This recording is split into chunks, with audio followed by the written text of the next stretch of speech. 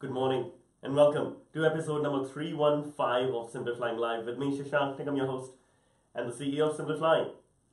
The Impossible Burger. Have you heard of it? Have you tried it? It's certainly making waves. The Impossible Burger is an all-vegan and a vegetarian burger that tastes like beef burger, smells like beef burger, and bleeds like a beef burger. The Impossible Burger has been very controversial. It's been generating a lot of news and a cult following. And Air New Zealand has become the first airline in the world to serve the Impossible Burger in its business class from Los Angeles to Auckland, New Zealand. Very smart of Air New Zealand because not only is it catching on a trend, it's trendy, it's in the US, so why not serve it on business class and bring it on board? And while something like this might be covered by some travel blogs, some foodie blogs, the whole world is watching and Air New Zealand has hit the news because a few politicians have made a big fuss out of this. A couple of US politicians are saying that this may kill the beef industry.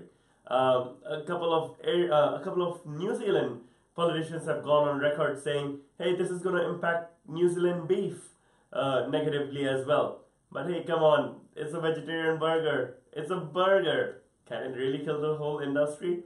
I'm not really sure. And it's about different people having different tastes. Let's live with it. But what's this done is it's made Impossible Burger very controversial. Air New Zealand, being the only airline serving it, has got a ton of coverage that the airline is trendy, it's up to speed with the latest food trends out there, and it's serving the Impossible Burger. Air New Zealand is actually not alone. Food, specifically, is a very important part of an airline success.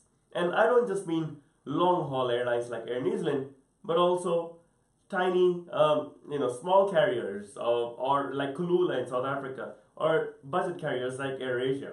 In fact, in my book Soul, I highlight 8 different airlines, 2 of whom focus on food a lot. One of them is actually Turkish Airlines, and on Turkish Airlines, you've got a flying chef. That's right. Let me show you a picture of him. There you go. You've got chefs on board Turkish Airlines trained by Do & Co. In Turkey, and these chefs, it's quite something when the chef pours sugar powder on your chocolate souffle at 2 a.m. at night. It's very different from just being served a plate of dessert. Turkish Airlines has chefs on board and focuses on their food service, bringing authentic Turkish flavors on board only so that they can create a lasting impression. In fact, Turkish Airlines is so serious that the CEO, when I interviewed him for this book, told me that they decided to remove in-flight duty-free shopping just so that they could focus on the food. That's how critical it was for them. They want that to be the only lasting memory. Moreover, AirAsia, another book that I've covered in Soul, another airline I've covered in Soul, AirAsia also serves such good food that they now have stores selling their in-flight meals but at the airport.